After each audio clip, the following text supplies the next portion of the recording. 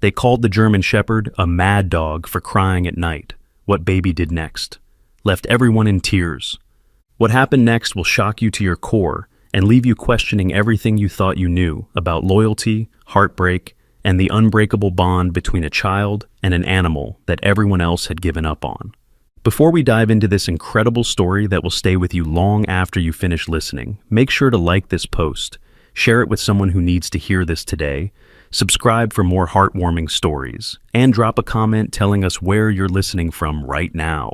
The story you're about to listen to began on a cold October night when the crying started again.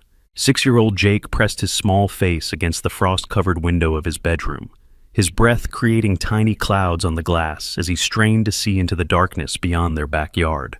The sound came again, a low, haunting wail that seemed to pierce right through the walls of their small house and settle deep into his chest. "Mama," he whispered, padding barefoot across the creaky wooden floor to where his mother Sarah sat hunched over her laptop at the kitchen table, the blue glow illuminating the worry lines that had become permanent fixtures on her face since his father left them 2 years ago. The sad dog is crying again. Sarah looked up from the stack of bills she'd been trying to make sense of, her tired eyes focusing on her son's concerned expression. "Jake, honey, we've talked about this. There's no sad dog. It's probably just the wind, or maybe a coyote way out in the woods."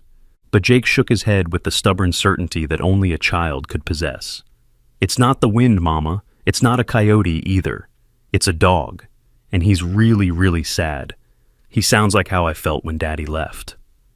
The comparison hit Sarah like a physical blow, and she had to swallow hard before responding. "Baby, sometimes we hear things that aren't really there when we're upset or scared. Maybe you should try to get some sleep." "But Mama, what if he needs help?" Jake's voice carried a tremor of genuine distress. "What if he's hurt and nobody knows?" Sarah closed her laptop and pulled her son onto her lap, feeling how small and fragile he still was despite his growing independence. "The neighbors would have called animal control if there was a dangerous dog around here, sweetheart.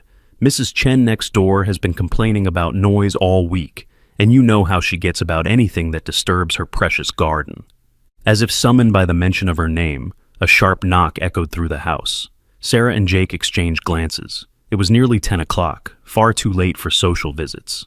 Sarah opened the door to find Mrs. Chen standing on their porch, her usually perfectly styled hair disheveled and her face flushed with anger. "Sarah, this has gone on long enough," Mrs. Chen announced without preamble, her voice sharp enough to cut glass. "That beast has been howling every single night for 3 weeks now. My husband barely sleeps, my roses are stressed from the noise, and frankly, I'm concerned about safety. German Shepherds can be unpredictable, especially strays." Sarah blinked in surprise. "German Shepherd? Mrs. Chen? I think there might be some confusion. We haven't seen any dog around here." "Oh, you haven't seen him because he's clever," Mrs. Chen continued, her eyes narrowing.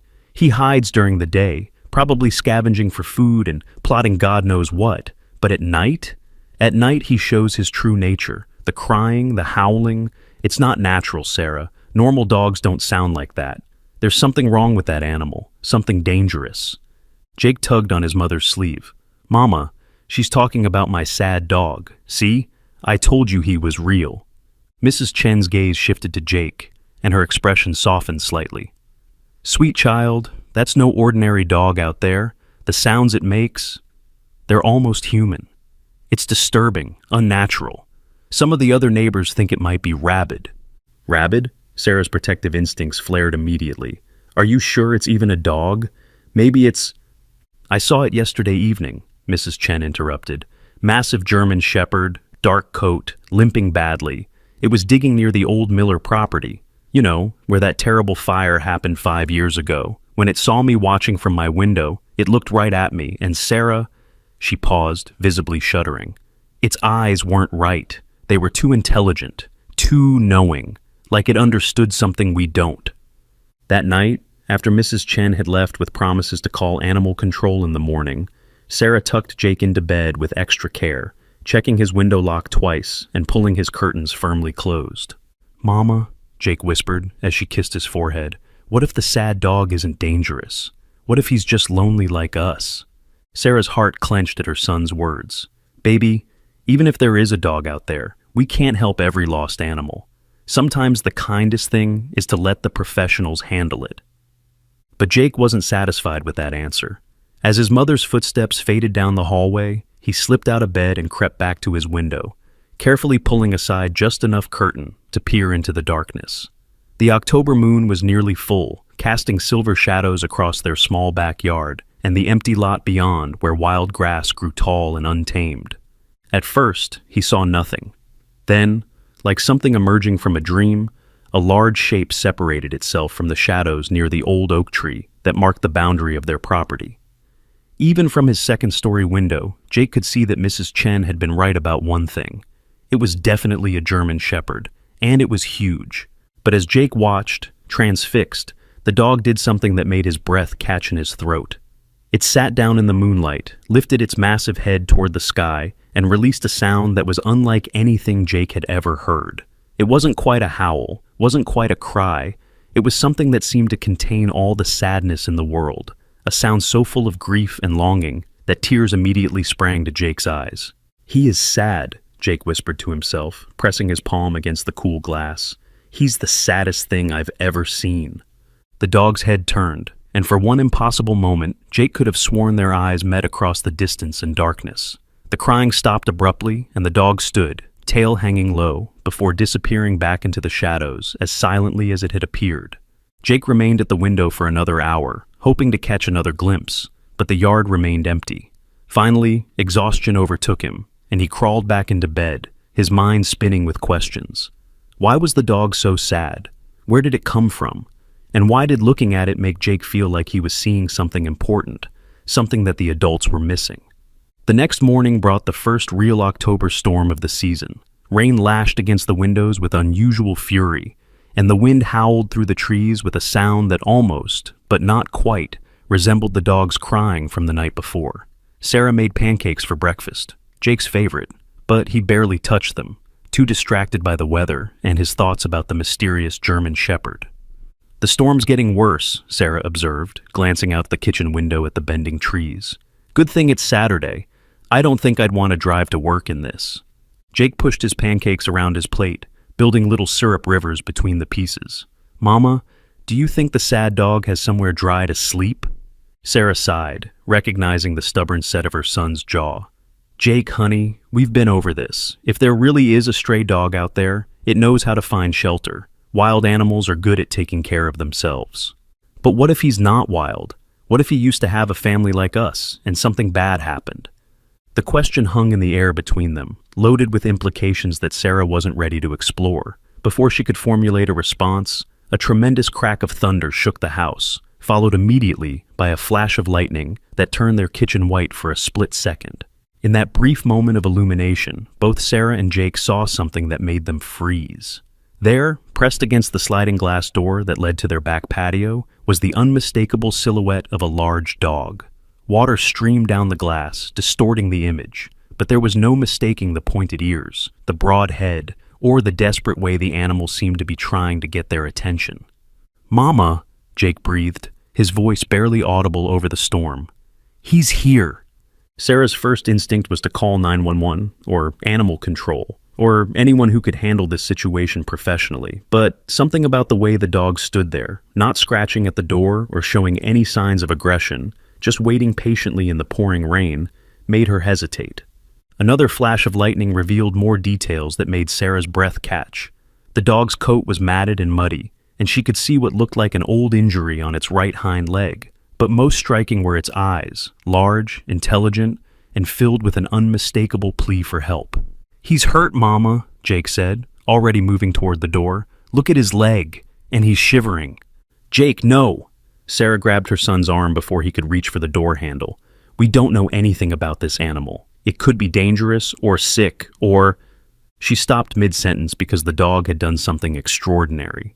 Hearing the distress in her voice, it had backed away from the door and lowered itself to the ground, resting its head on its paws in what was clearly a submissive posture. Its tail, what Sarah could see of it, wagged once, tentatively, before falling still again. "See," Jake whispered. "He knows we're scared. He's trying to show us he's not mean." Sarah stared at the animal through the rain-streaked glass, her practical mind warring with something deeper, more instinctive. There was something about this dog that defied easy categorization. Mrs. Chen had been right about one thing. Its behavior wasn't typical of a stray or feral animal. There was a consciousness there, an awareness that suggested a complex history. "What do we do, Mama?" Jake asked, his small hand slipping into hers. Sarah looked down at her son's trusting face, then back at the dog that continued to wait patiently in the storm. Every rational part of her mind screamed warnings about rabies, about liability, about the dozen ways this could go wrong. But another part of her, a part that remembered what it felt like to be alone and desperate for kindness, recognized something familiar in the animal's posture. "We're going to think about this very carefully," she said finally, "and we're going to make a decision together. But first, I need to make some phone calls." As if understanding that a crucial moment had passed, the dog lifted its head and looked directly at Jake through the glass. For several seconds, boy and animal regarded each other in perfect silence while the storm raged around them.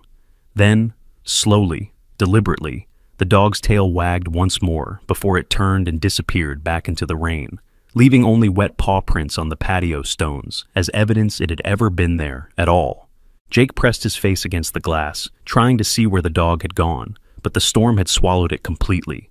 "He'll be back," he said with quiet certainty. "He needs us, Mama. I can feel it." Sarah wrapped her arms around her son, staring out into the gray morning, where somewhere, a mysterious German shepherd with two intelligent eyes was waiting for them to decide his fate. She had the strangest feeling that whatever choice they made in the next few hours would change everything, not just for the dog, but for their small family that had been healing from its own wounds. What she didn't yet know was that the dog's story was connected to their town's darkest secret, and that Jake's innocent desire to help would soon uncover a truth that some people had killed to keep buried. The phone calls Sarah made that morning changed everything. She started with Dr. Martinez at the local veterinary clinic, hoping for practical advice about dealing with a stray German shepherd. What she got instead was a warning that made her blood run cold. "A German shepherd showing up in your neighborhood?" Dr. Martinez's voice carried a tension that Sarah hadn't expected. "Sarah, I need you to listen to me very carefully. Don't approach that animal under any circumstances. We've had 3 calls this week about aggressive dog behavior, and 2 families have already moved their children inside permanently until this situation is resolved." Sarah felt her stomach drop.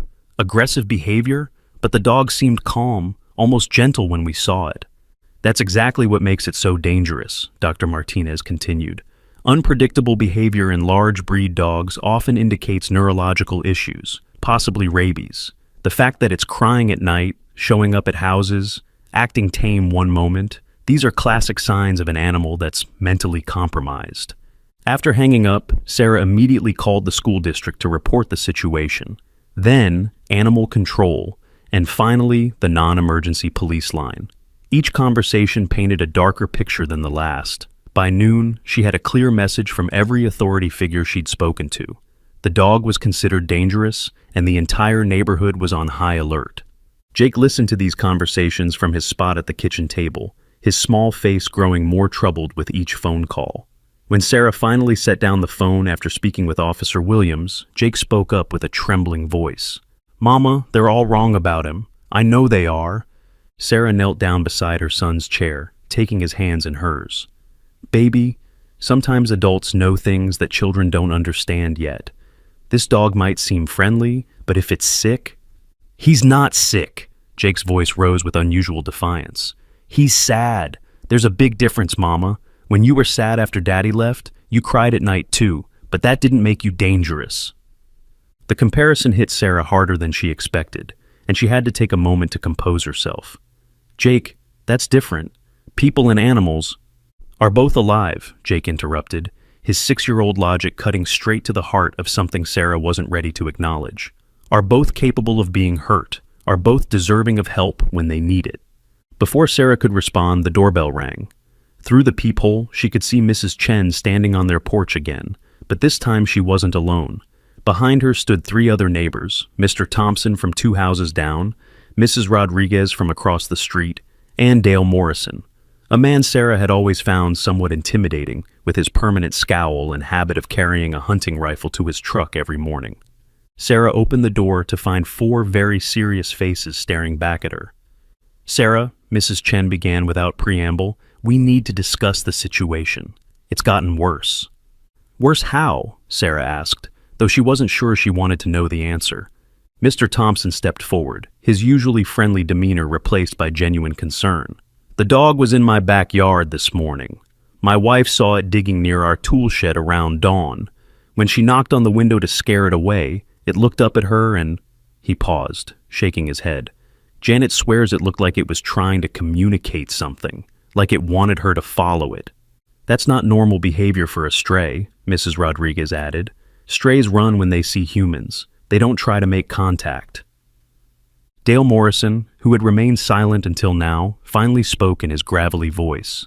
"I've been hunting for 30 years, and I've never seen an animal behave like this one.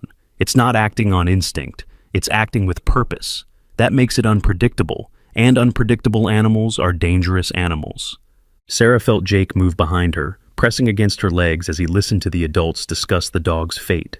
"What exactly are you all suggesting?" she asked. "Animal control can't come out until Monday," Mrs. Chen explained. "Budget cuts, they said. That means we have to handle this ourselves. Dale has offered to take care of the problem." Sarah's eyes widened as she understood the implication. "You want to shoot it?" "It's the most humane option," Dale said matter-of-factly. "Quick, clean, and it protects the neighborhood. I've already spoken with Officer Williams, and he agrees that if the animal poses a threat to children, homeowners have the right to defend their property." "But you don't know that it's actually threatening anyone," Sarah protested. "Maybe it's just lost, or injured, or—" "Sarah," Mr. Thompson interrupted gently, "I know you have a good heart, but we have to think about safety first. What if it approaches Jake while he's playing outside? What if it gets into someone's house? German Shepherds are powerful animals, and if this one is mentally unstable—" Jake suddenly pushed past Sarah, stepping onto the porch to face the four adults. "You can't hurt him. He's not mean. He's just looking for something." The adults exchanged glances that clearly communicated their shared belief that Jake was too young to understand the situation. "Looking for what, sweetheart?" Mrs. Rodriguez asked, in the patronizing tone adults often used with children. "I don't know yet," Jake admitted, his voice steady despite the tears forming in his eyes. "But I know he's not dangerous. When he looked at me through the glass door, I could tell. He's scared and hurt and lonely, just like—" He glanced up at his mother, "just like us after Daddy left." Dale Morrison's expression softened slightly, but his resolve remained firm. "Son, sometimes being kind means making hard choices. This dog is suffering, and the kindest thing we can do is put it out of its misery." "But what if it's not misery?" Jake pressed. "What if it's just grief? You don't kill people because they're grieving." The question hung in the air, creating an uncomfortable silence that none of the adults seemed prepared to address. Finally, Mrs. Chen cleared her throat. "We've made our decision, Sarah. We wanted to let you know as a courtesy since you and Jake saw the animal first. Dale will handle it tonight if the dog shows up again." After the neighbors left, Sarah and Jake sat in their living room in heavy silence. The rain had stopped, but gray clouds still filled the sky, casting everything in muted tones that matched their mood. "Mama," Jake said quietly, "what if I'm right about him?" Sarah looked at her son's earnest face and felt her heart breaking. "Baby, sometimes being right isn't enough. Sometimes the world makes decisions based on fear instead of understanding. That's not fair." "No," Sarah agreed, pulling Jake close. "It's not fair at all." That evening, as darkness settled over their neighborhood, both Sarah and Jake found themselves drawn to the kitchen window, watching for any sign of the German Shepherd. At around 9 o'clock, Jake spotted movement near the oak tree. "There he is," Jake whispered, pointing toward the shadowy figure that had emerged from the tall grass. Sarah squinted into the darkness and felt her breath catch. The dog was there, but tonight it wasn't alone. A smaller shape moved beside it, another dog, or maybe a coyote. As they watched, the German Shepherd led the smaller animal toward their back patio, moving slowly to accommodate what appeared to be an injured leg. "Mama, look, he's helping someone else who's hurt." Sarah stared in amazement as the larger dog carefully guided its companion to a sheltered spot under their patio overhang, then positioned itself between the smaller animal and the wind. The protective behavior was unmistakably deliberate, thoughtful in a way that contradicted everything the neighbors and authorities had said about the dog being dangerous or mentally unstable. "He's taking care of someone," Jake breathed, "just like you take care of me when I'm sick." As if sensing their observation, the German Shepherd looked up toward their window.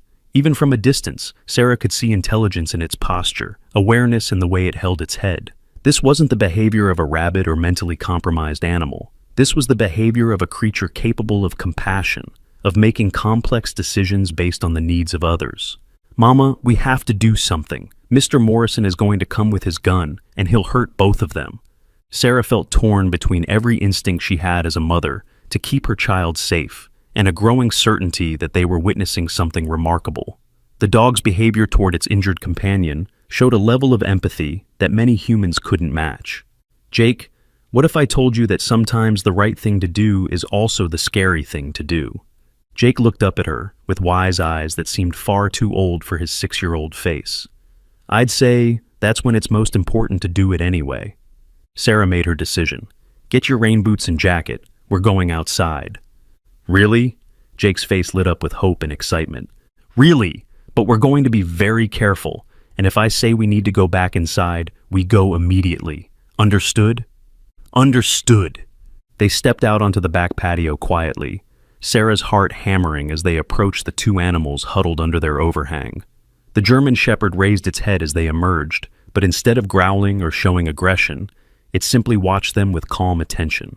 Up close, Sarah could see that her initial assessment had been correct.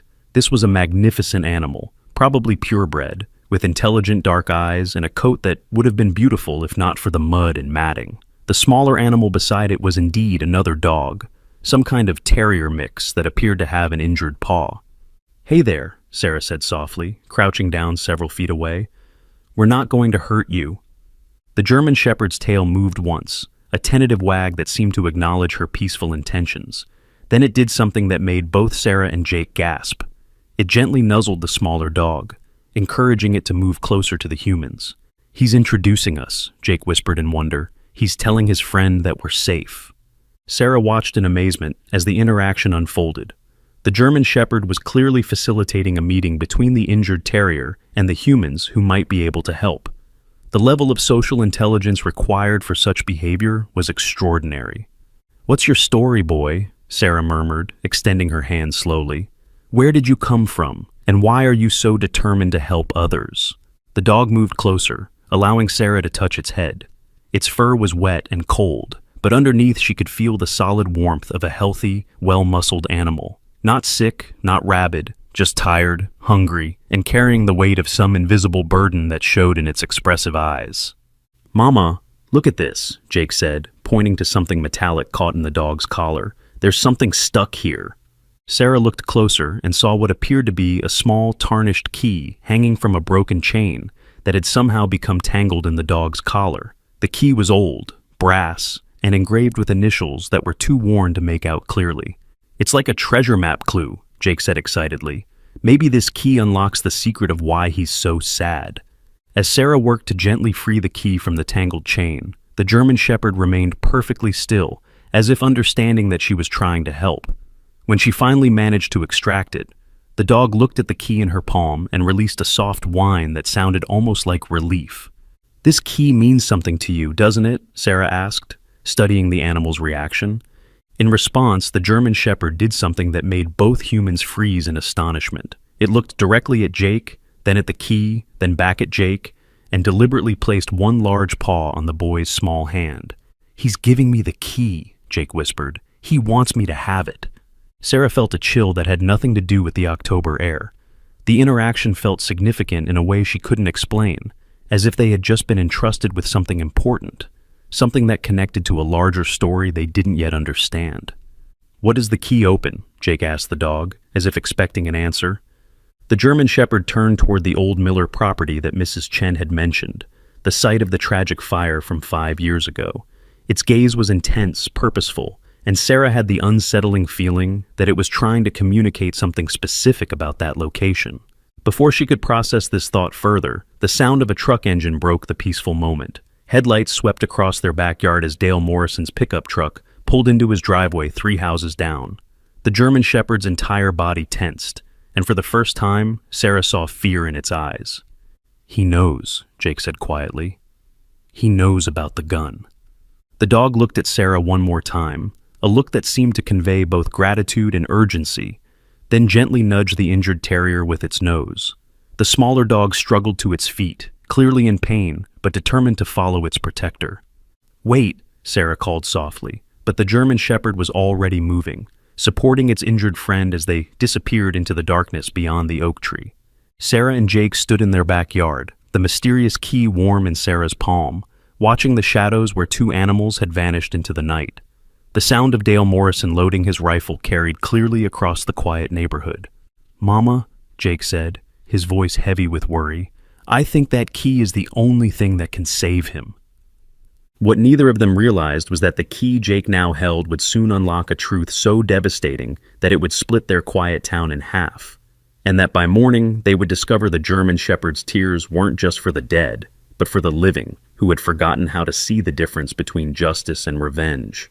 Sarah barely slept that night. Every sound outside made her heart race, wondering if it was Dale Morrison with his rifle or the German Shepherd returning with his injured friend. When morning finally came, she found Jake already awake, sitting by his bedroom window with the mysterious key clutched in his small hands. "Did you see him?" Sarah asked, settling beside her son on the window seat. Jake shook his head. "But I dreamed about him. Mama, it was the strangest dream. He was showing me things, pictures in my head like a movie. There was a boy, about my age, with dark hair and a red bicycle. They were playing together in a backyard that looked like ours, but different somehow. Then there was fire and screaming and—" Jake's voice trailed off as he struggled to put the dream into words. Sarah felt a chill run down her spine. "What else did you see, baby?" "The boy was calling for help, but not for himself. He was trying to save someone else, someone smaller, and the dog, our dog, he was trying to help too, but he couldn't get to them because of the fire." Jake looked up at his mother with troubled eyes. "Mama, what if the dog isn't just sad? What if he's trying to tell us something important?" Before Sarah could respond, the phone rang. It was Mrs. Rodriguez, and her voice was shaking. "Sarah, something terrible happened last night. Dale Morrison is in the hospital." Sarah's blood ran cold. "What happened? Was it the dog?" "That's just it, we don't know. Dale went out around midnight with his rifle, said he was going to handle the dog problem once and for all. His wife found him this morning unconscious in the old Miller lot, rifle beside him, but not a scratch on him. No sign of any struggle, no sign of the dog. The doctors say it's like he just collapsed." After hanging up, Sarah and Jake exchanged worried glances. The situation was becoming more complicated by the hour. "Mama, we need to find out what this key opens," Jake said with determination that surprised her. "I think it's connected to my dream, to the boy and the fire." Sarah studied the small brass key in her son's palm. In the morning light, she could make out what looked like the initials TM engraved on the head of the key. "TM," she murmured. "Jake, didn't Mrs. Chen mention something about the Miller property? What if this key belonged to the family who died in that fire?" Jake's eyes widened. "The boy from my dream. His name started with T, I think. Thomas? Tyler?" Sarah felt pieces of a puzzle beginning to shift into place, though the picture they formed made her deeply uneasy. "Jake, I want you to tell me everything you remember about that dream. Every detail." As Jake recounted his vivid dream, Sarah found herself taking notes. The details were remarkably specific for a 6-year-old's imagination. The layout of a house he'd never seen, the color of a bicycle, even the pattern on a bedspread. Most unsettling of all was his description of the German Shepherd's desperate attempts to save the trapped boy. In the dream, the dog kept running back and forth between the house and the woods, like he was trying to get help, but no one understood what he was trying to tell them. And then the house collapsed, and the dog just howled. It was the same sad sound we hear at night. By the time Jake finished his account, Sarah had made a decision that terrified and excited her in equal measure. "We're going to the library," she announced. "If this key really is connected to the Miller fire, there will be newspaper archives, maybe police reports. We need to know what really happened 5 years ago." The Riverside Public Library was a small, cozy building that smelled of old books and coffee. Mrs. Patterson, the librarian, was a kindly woman in her 60s who had known Sarah since she was Jake's age. "Research project?" Mrs. Patterson asked, as Sarah and Jake approached her desk. "Something like that," Sarah replied. "We're trying to find information about the Miller fire from 5 years ago. Newspaper articles, any public records you might have." Mrs. Patterson's expression grew somber. That was a terrible tragedy. Lost two good people that night, David Miller and his 8-year-old son, Tommy. Let me pull up what we have in the archives. As Mrs. Patterson typed on her computer, Jake tugged on his mother's sleeve.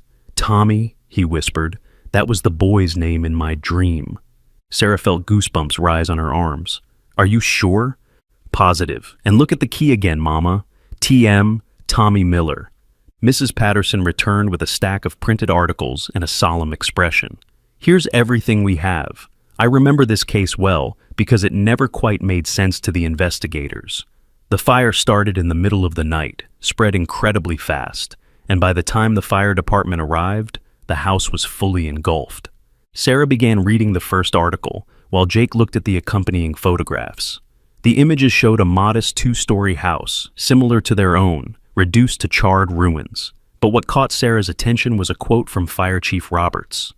The unusual thing about this fire was the evidence of attempted rescue from an external source. We found gouged earth and disturbed ground around the house, as if someone or something had been trying desperately to get inside. Mama, look at this picture, Jake said, pointing to a school photo of Tommy Miller embedded in one of the articles. The boy had dark hair, bright eyes, and was wearing a striped shirt. That's him. That's exactly how he looked in my dream. Sarah studied the photo and felt a chill of recognition. There was something familiar about Tommy Miller's face, something that reminded her of Jake's earnest expression when he was trying to explain something important that adults didn't understand. Another article, dated a week after the fire, contained information that made Sarah's heart race. Investigation continues into the Miller house fire. Neighbors reported hearing unusual sounds in the days leading up to the tragedy, described as prolonged howling or crying that seemed to come from the woods behind the Miller property. Some residents believed it was a wild animal, possibly injured or distressed. Jake, Sarah whispered, listen to this. People heard crying in the woods before the fire, just like we've been hearing. Jake leaned closer as Sarah continued reading. Fire Marshal Thompson noted unusual burn patterns that suggested the fire may have been accelerated by an external accelerant. However, no evidence of arson was conclusively established. The case remains officially unsolved. Mrs. Patterson, who had been listening from her nearby desk, approached them with a troubled expression. I probably shouldn't tell you this, but there were rumors back then. Some people thought David Miller had been asking too many questions about certain business dealings in town. He worked as an accountant and had recently started auditing some local businesses for the county. What kind of questions? Sarah asked. The kind that make powerful people nervous, Mrs. Patterson replied cryptically. David was a good man, very thorough in his work. Too thorough, some might say. Sarah and Jake spent another hour at the library, piecing together fragments of information about the Miller family. They learned that Tommy Miller had been an exceptional child, kind, intelligent, and especially close to animals. Several articles mentioned his volunteer work at the local animal shelter and his dream of becoming a veterinarian. Most significantly, they found a brief mention in the social section of the newspaper from 6 months before the fire. Tommy Miller, 8, was delighted to adopt a German Shepherd mix from the county shelter. The boy named his new companion Ranger, and the two have become inseparable. Jake grabbed his mother's arm. Mama, that's him! That's our dog! He belonged to Tommy Miller! Sarah stared at the newspaper clipping, her mind reeling. If the German Shepherd they had been seeing was indeed Ranger Tommy Miller's dog, then his behavior suddenly made perfect sense. He wasn't just a stray causing trouble. He was a grieving animal trying to return to his lost family, trying to somehow communicate what had happened that terrible night.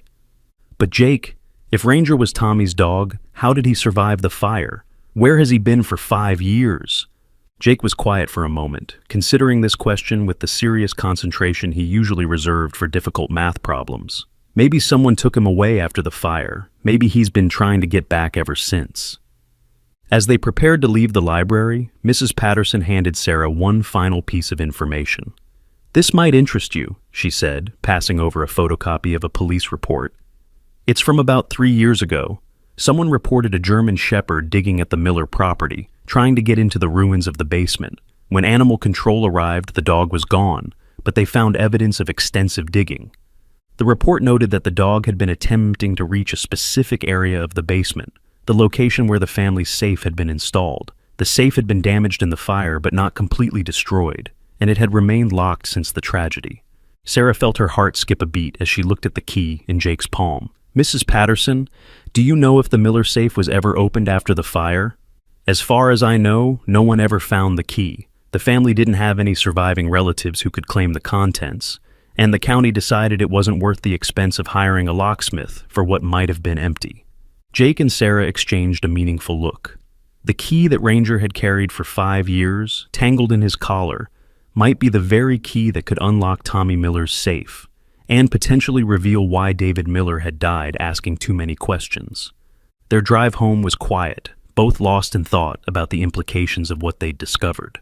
As they pulled into their driveway, Sarah noticed several of their neighbors gathered on Mrs. Chen's front lawn, engaged in what appeared to be a heated discussion. Mrs. Rodriguez broke away from the group and hurried over to their car. "Sarah, thank goodness you're back. We've been trying to reach you all morning." "What's wrong?" Sarah asked, though she suspected she already knew. "It's about Dale Morrison. The doctors ran some tests, and they think he might have been drugged. There was some kind of sedative in his system, not enough to be dangerous, but enough to make him unconscious for several hours." Sarah felt her mouth go dry. "Drugged? By whom?" "That's what's got everyone so worried. The only living thing Dale encountered last night was that German Shepherd. Some of the neighbors are saying the dog must have been trained to attack, that it somehow managed to drug Dale before he could defend himself." Jake stepped out of the car, his face pale but determined. "That's not what happened. Ranger didn't hurt Mr. Morrison. He was protecting him." Mrs. Rodriguez looked confused. "Ranger? Who's Ranger?" "The German Shepherd. His name is Ranger, and he used to belong to Tommy Miller, the boy who died in the fire. He's not dangerous. He's trying to solve a mystery." The words tumbled out of Jake before Sarah could stop him, and she watched Mrs. Rodriguez's expression shift from confusion to alarm. "Sarah, what is your son talking about? How could he possibly know the dog's name?" Before Sarah could formulate a response, Mrs. Chen and the other neighbors approached, their faces grim with determination. "We've made a decision," Mrs. Chen announced.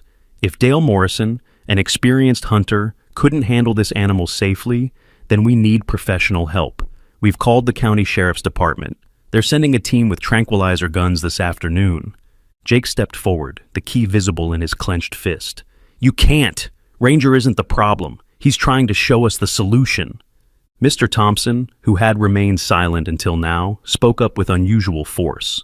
"Son, I know you think you're helping, but this situation has gone too far. An animal that can somehow incapacitate a grown man with a rifle is not an animal we can have loose in our neighborhood."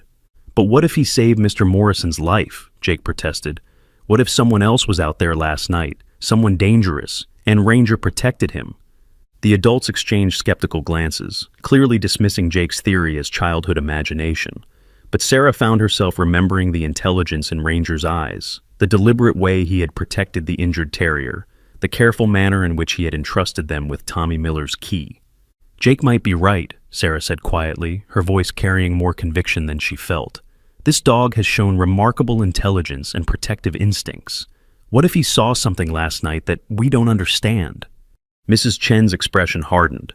"Sarah, I understand that you and Jake have developed some kind of emotional attachment to this animal, but we can't base community safety decisions on a child's imagination and a mother's sentiment." "Then base it on facts," Sarah replied, pulling out the library photocopies. "This dog belonged to Tommy Miller. His name is Ranger, and he's been trying to return to his family for 5 years. Everything he's done, the crying, the digging, even approaching our homes, it's all connected to the Miller fire." She quickly explained what they had discovered at the library, showing the neighbors the newspaper clippings and police reports.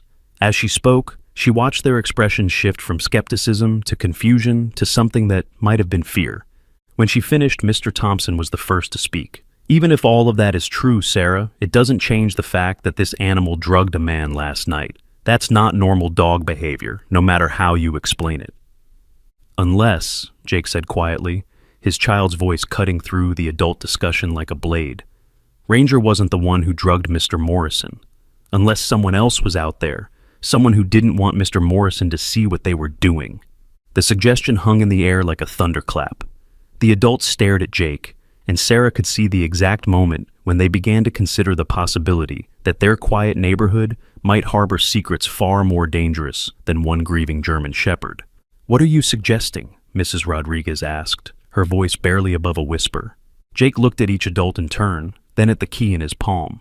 "I'm suggesting that Ranger knows who really killed Tommy Miller and his dad, and I think he's been trying to tell us for 5 years." The silence that followed was deafening. Sarah could see the fear creeping into her neighbor's eyes. Not fear of a dog anymore, but fear of a truth that someone had worked very hard to keep buried. What Jake had just proposed would force them all to ask a question that no one in their quiet town had dared to voice. If the Miller fire wasn't an accident, then who among them was a killer, and what would they do to keep their secret safe? The sheriff's department arrived at 3 o'clock that afternoon, 2 deputies with tranquilizer equipment and a K9 unit to track the German shepherd. Sarah watched from her kitchen window as Deputy Martinez set up a perimeter around the old Miller property, while his partner, Deputy Coleman, interviewed the neighbors about recent sightings. Jake sat at the kitchen table, still clutching Tommy Miller's key, his small face etched with worry.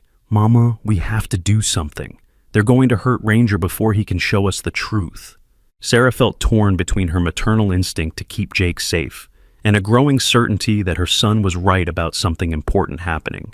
The pieces of the puzzle were there: the mysterious key, Ranger's intelligent behavior, the unsolved questions about the Miller fire, but she couldn't see how they fit together. "Jake, even if you're right about Ranger knowing something, we can't interfere with a police investigation. These deputies are professionals." "But they don't know what we know," Jake protested. "They think Ranger is just a dangerous stray. They don't understand that he's been trying to help all along." As if summoned by their conversation, a soft whining sound came from their back patio. Both Sarah and Jake rushed to the sliding door to find Ranger standing there, his dark coat wet from the afternoon drizzle, his intelligent eyes fixed on Jake with an intensity that made Sarah's breath catch. "He came back," Jake whispered. "Even though he knows they're hunting him, he came back." Sarah looked at the magnificent animal and saw something that made her heart ache. Ranger wasn't just seeking shelter, he was asking for help. His posture, the way he held his head, even the soft sounds he was making, all communicated a desperate urgency that transcended species barriers. "Jake, I want you to stay inside while I—" But Jake was already moving toward the door. "No, Mama. He needs both of us. Look at him. He's trying to tell us something important." Against every instinct screaming at her to call the deputies, Sarah opened the sliding door. Ranger immediately approached Jake, his tail wagging low but steady, and gently took the boy's jacket sleeve in his mouth, tugging toward the backyard.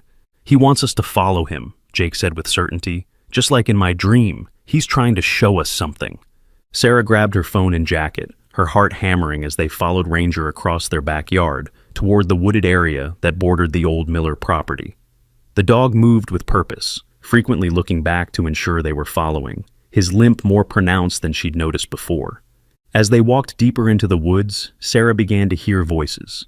The deputies conducting their search. Ranger's ears twitched at the sounds, but he continued forward with single-minded determination until they reached a small clearing she'd never noticed before. In the center of the clearing stood the ruins of what had once been a child's playhouse, now weathered and partially collapsed. Ranger approached the structure and began digging frantically at a specific spot near what remained of the foundation.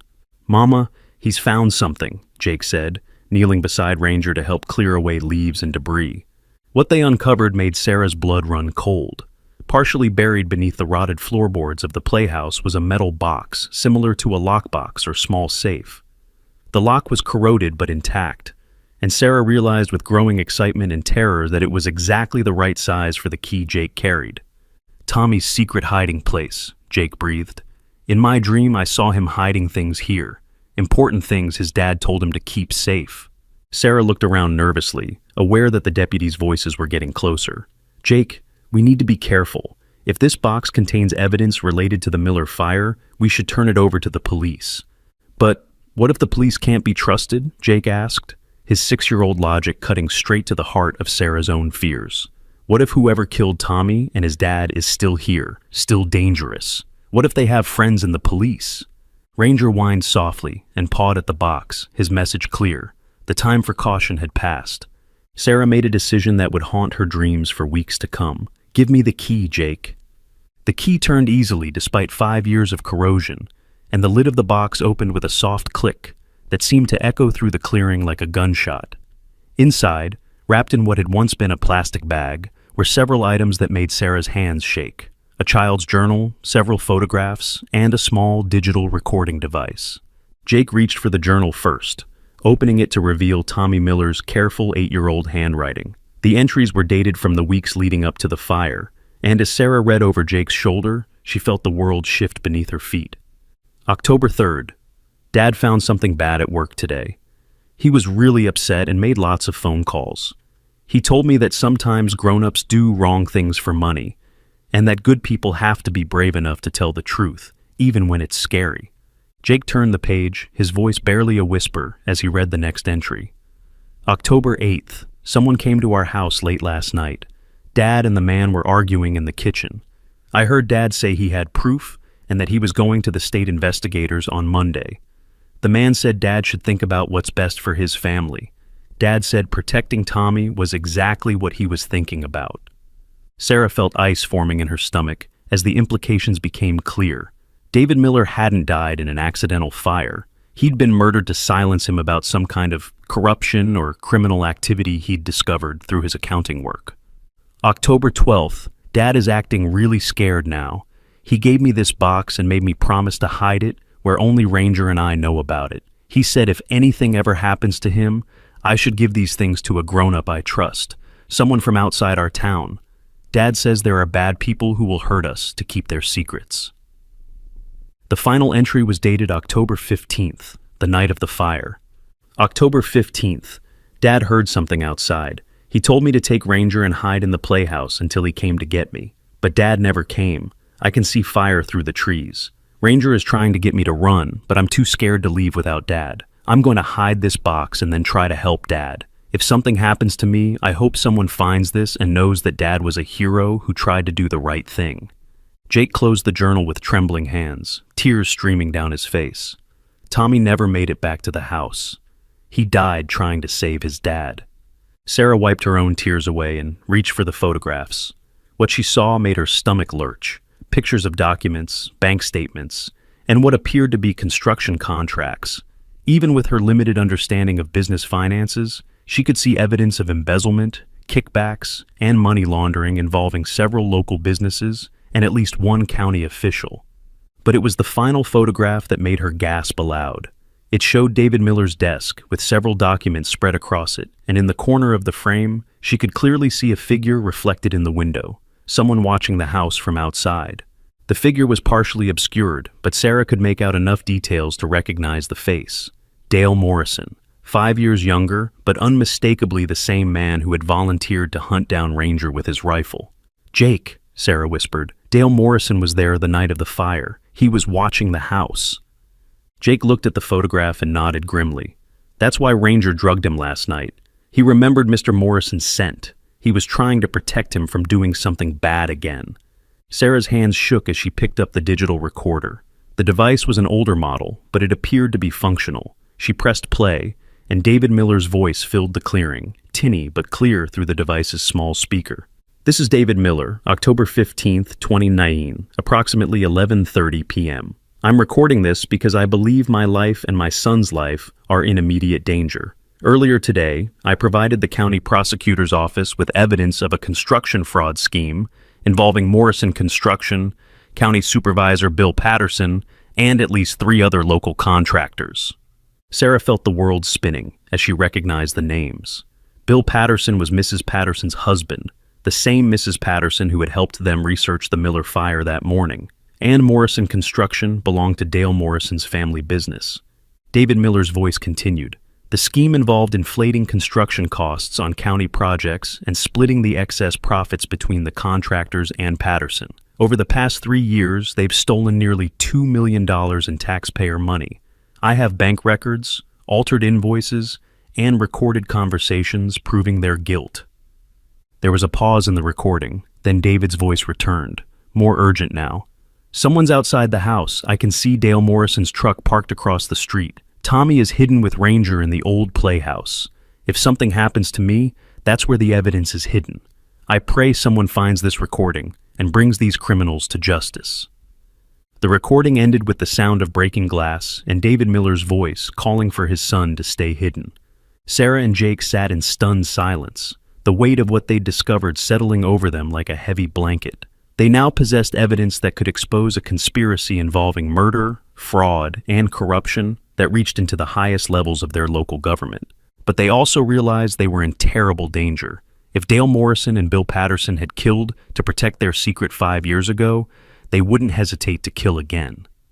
"Mama," Jake said quietly, "we have to get this evidence to someone we can trust. Someone from outside our town, just like Tommy's dad said." Sarah was about to respond when the sound of footsteps crashing through the underbrush made them both freeze.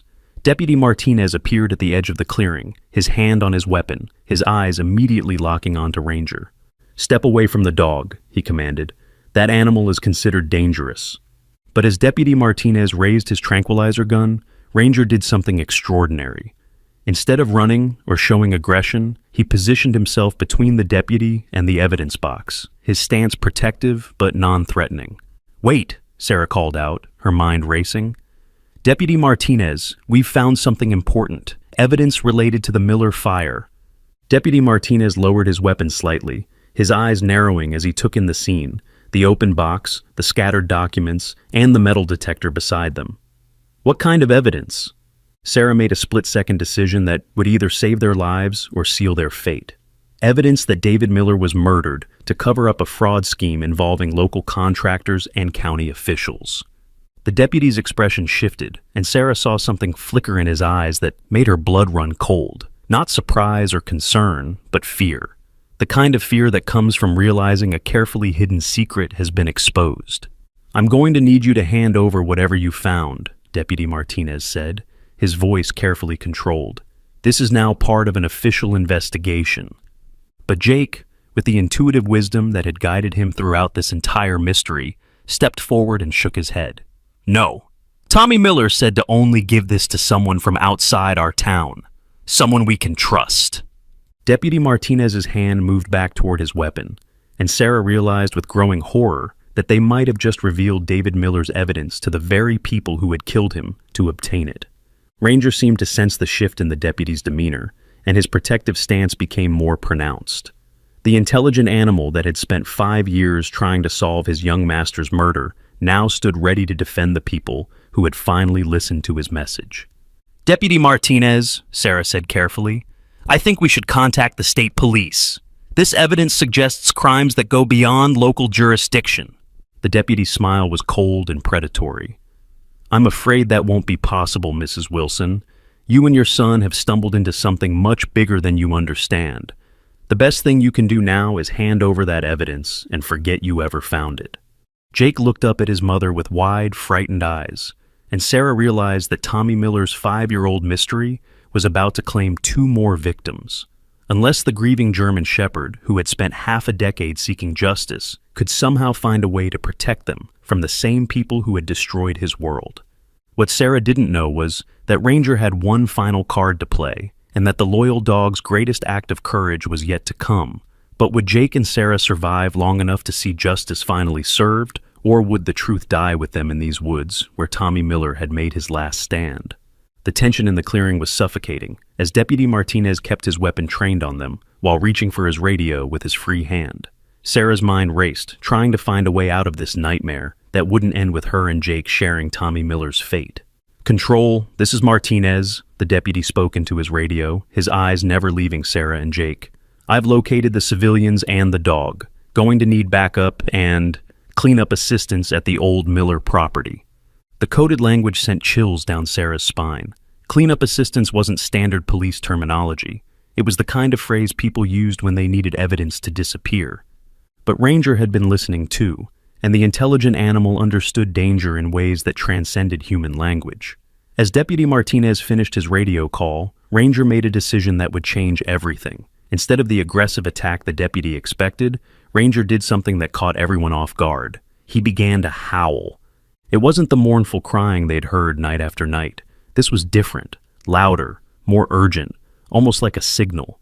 The sound echoed through the woods with an intensity that seemed to shake the very trees, and within moments, Sarah heard something that made her heart leap with hope, answering calls from multiple directions.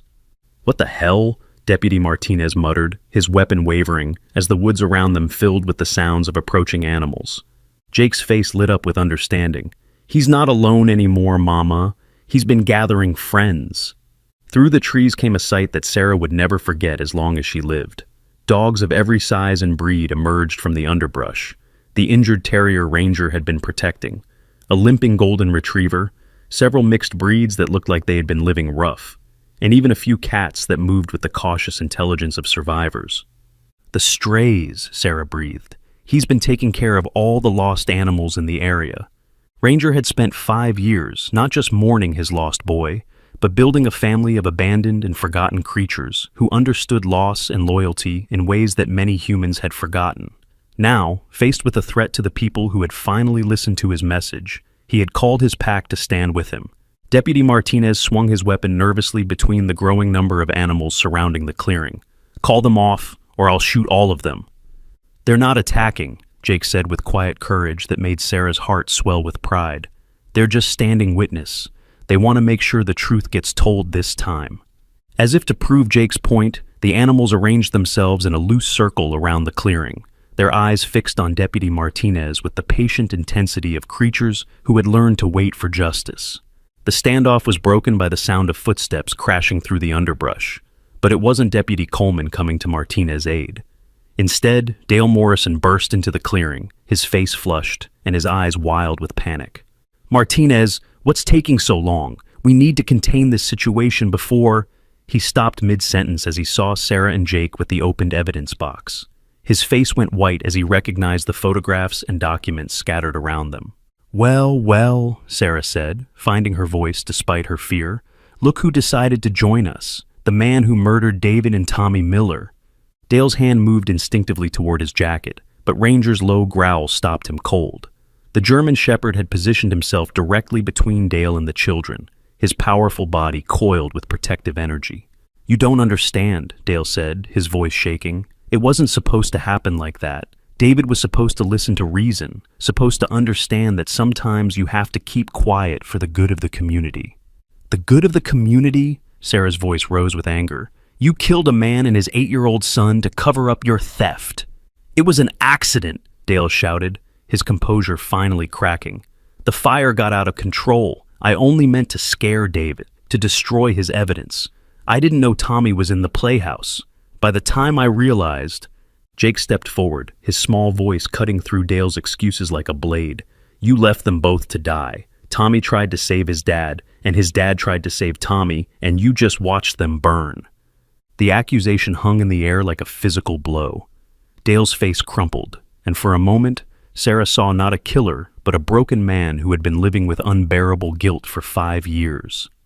"I tried to save them," Dale whispered. "When I saw the fire spreading faster than I expected, I tried to get to the house, but it was too late. And if I'd been caught there—" "You would have faced justice for your crimes," Sarah finished. "Instead, you let an entire town believe it was an accident. You let them blame a grieving dog for disturbing the peace, when all he was doing was mourning his murdered family." Deputy Martinez had been listening to this confession with growing alarm. "Dale, shut up. Just shut up right now." But Dale was beyond stopping. 5 years of guilt and fear came pouring out in a torrent of words. "I never meant for any of this to happen. The construction contracts, the inflated bids, it started small, just a little extra profit to keep the business afloat during the recession. But then Patterson wanted more, and the amounts got bigger. And when David found the discrepancies—" "You murdered him," Jake said simply, "and you murdered Tommy, and now you want to murder us too." The truth of Jake's words seemed to break something inside Dale Morrison. He sank to his knees in the clearing, his face in his hands, shoulders shaking with sobs that had been 5 years in the making. "I dream about him every night," Dale choked out. "Tommy Miller, trying to get back to his house, calling for his dad. And that dog, howling like his heart was breaking, trying to tell everyone what happened. I've been living in hell ever since." Deputy Martinez stepped forward, his weapon now trained on Dale instead of Sarah and Jake. "Get up, Dale. We can still fix this. Nobody has to know what really happened here." But Sarah had been thinking, while Dale confessed, and she had quietly activated the voice recorder on her phone. Every word of Dale's confession was being captured, uploaded automatically to her cloud storage account, where it would be preserved even if something happened to them. "It's too late for cover-ups," she said, holding up her phone. "Everything you just said has been recorded and backed up. The truth is already out there." Deputy Martinez's face went cold with rage. He swung his weapon towards Sarah, but before he could pull the trigger, Ranger launched himself through the air with the power and precision of an animal who had waited 5 years for this moment of reckoning. The impact sent Martinez sprawling, his weapon flying into the underbrush as Ranger pinned him to the ground. But the German Shepherd didn't attack. Instead, he held the corrupt deputy down with the controlled strength of a police dog, his intelligent eyes conveying a message that was crystal clear: justice, not revenge. The other animals moved closer, forming a tighter circle around the clearing, as if ensuring that no one could escape before the truth was fully revealed. Sarah quickly gathered up all the evidence while Jake kept watch, his small hands steady as he helped organize the documents that would finally bring Tommy Miller's killers to justice. "Mama," Jake said quietly, "we need to call the FBI. Local police can't be trusted." Sarah nodded, already dialing the federal tip line she'd found online. As the phone connected, she looked around the clearing at the extraordinary scene: a grieving German Shepherd holding a corrupt deputy, a broken man confessing to 5-year-old murders, and a pack of abandoned animals standing guard over the evidence that would finally solve the mystery that had haunted their town. Within 2 hours, the clearing was filled with federal agents, state police investigators, and crime scene technicians. Agent Rebecca Chen of the FBI took Sarah and Jake's statements, while veterinarians from the county animal shelter examined Ranger and his pack of strays. "This is one of the most remarkable cases I've encountered," Agent Chen told Sarah, as they watched Ranger being checked over by Dr. Martinez, the veterinarian, not the corrupt deputy who now sat in the back of a federal vehicle. The dog essentially solved a murder case that had stumped local investigators for 5 years. Jake overheard and nodded solemnly. Ranger never gave up on Tommy. He knew someday someone would listen. As the sun began to set over the clearing, where Tommy Miller's truth had finally been revealed, Agent Chen pulled Sarah aside for a private conversation. "Mrs. Wilson, I need you to understand the scope of what your son uncovered today. The evidence in that box doesn't just implicate Dale Morrison and Deputy Martinez. The fraud scheme involves at least 6 county officials, 3 construction companies, and possibly some state-level contractors. This is going to be a massive investigation." Sarah felt a chill of fear. "Are we going to be safe? If this conspiracy is as big as you're suggesting, you'll be under federal protection until all the arrests are made," Agent Chen assured her. "But I have to ask, how did a 6-year-old boy figure out what trained investigators missed?" Sarah looked over at Jake, who was sitting cross-legged beside Ranger, gently stroking the dog's fur, while the veterinarian completed his examination. He listened with his heart instead of his head. Sometimes children see truth more clearly than adults because they haven't learned to ignore what seems impossible. Agent Chen followed her gaze and nodded thoughtfully. "And the dog? What happens to him now?" "Ranger belongs with us," Sarah said without hesitation. "He chose us to help him solve Tommy's murder. The least we can do is give him the family he's been searching for." As if hearing his name, Ranger looked up from Jake's gentle petting and met Sarah's eyes. For the first time since they'd encountered him, his tail wagged with genuine happiness instead of desperate hope. The intelligence in his gaze seemed to convey gratitude, relief, and something that looked remarkably like peace. Jake wrapped his arms around Ranger's neck and whispered something that made the dog's ears perk up with interest. Sarah couldn't hear the words, but she saw Ranger's response, a gentle nuzzle that spoke of promises made and accepted, of loyalty freely given and gratefully received. "What did you tell him?" Sarah asked, as she joined her son and their new family member. Jake looked up with eyes that seemed far older than his 6 years. "I told him that Tommy would be proud of him, that he was the best dog a boy could ever have, and now he gets to be the best dog another boy could ever have." Sarah felt tears streaming down her face as she realized that Jake was right. Tommy Miller's murder had been solved. His killers would face justice, and his beloved Ranger would finally have a chance to heal from 5 years of grief and longing. But there was one more surprise waiting for them. As they prepared to leave the clearing with their federal escort, Dr. Martinez approached with a smile on her face and news that would change everything once again. "I have some interesting information about Ranger," she said. consulting her clipboard. "Based on his age, condition, and the scars I found during my examination, I don't think he's been living wild for 5 years. Someone has been taking care of him, keeping him healthy and well-fed." Sarah and Jake exchanged puzzled glances. "What do you mean?" "I mean someone in this town knew exactly who this dog was and has been secretly caring for him while he carried out his mission to find Tommy's killer. Someone who understood what he was trying to do and supported him from the shadows." Before Sarah could ask who might have done such a thing, she heard a familiar voice calling her name. Mrs. Patterson from the library was walking toward them, her face streaked with tears, but her expression filled with relief. "I've been waiting 5 years for this day," Mrs. Patterson said, approaching Ranger with gentle hands. The dog's tail began wagging furiously as he recognized someone who had clearly been important to him. "You've been taking care of him?" Sarah asked in amazement. Mrs. Patterson nodded, kneeling down to embrace Ranger with the familiarity of long association. "My husband Bill was part of the conspiracy, but I didn't know until after the fire. When I found out what he'd done, what they'd all done, I couldn't live with the guilt, but I also couldn't expose him without destroying our family." She looked up at Sarah and Jake with eyes full of shame and sorrow. "When Ranger showed up at our house 6 months after the fire, I recognized him immediately. Tommy used to bring him to the library for the children's reading programs. This dog loved that boy more than life itself." "So you've been secretly feeding him, caring for him," Sarah said, understanding beginning to dawn. "And helping him search for evidence," Mrs. Patterson confirmed. "I knew he was trying to solve Tommy's murder, even if I couldn't prove it.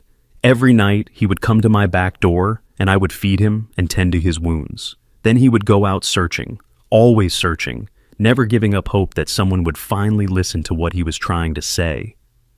Jake reached out to touch Mrs. Patterson's hand. "You were helping him all along. You believed in him when everyone else thought he was just a crazy, sad dog." Mrs. Patterson smiled through her tears. "Sometimes the most important thing we can do is bear witness to someone else's pain and let them know they're not alone in seeking justice." As they finally left the clearing that evening, with Ranger safely secured in their car and federal agents ensuring their protection, Sarah reflected on the extraordinary events that had brought them to this moment. A 6-year-old boy's compassion had unlocked a 5-year-old mystery. A grieving dog's loyalty had exposed a web of corruption and murder. And a community's capacity for both good and evil had been laid bare in the space of a single afternoon. But most importantly, 3 lost souls, a single mother, her young son, and a dog who had never stopped believing in justice, had found each other at exactly the moment when they all needed family most. Tommy Miller could finally rest in peace, knowing that his best friend had kept the promise every loyal dog makes to their human, to love them, protect them, and never, ever give up on them, even when death seems to have separated them forever. Do you think Mrs. Patterson should face charges for hiding the truth all these years, or was her secret care of Ranger enough to redeem her silence? And what would you have done in her impossible situation?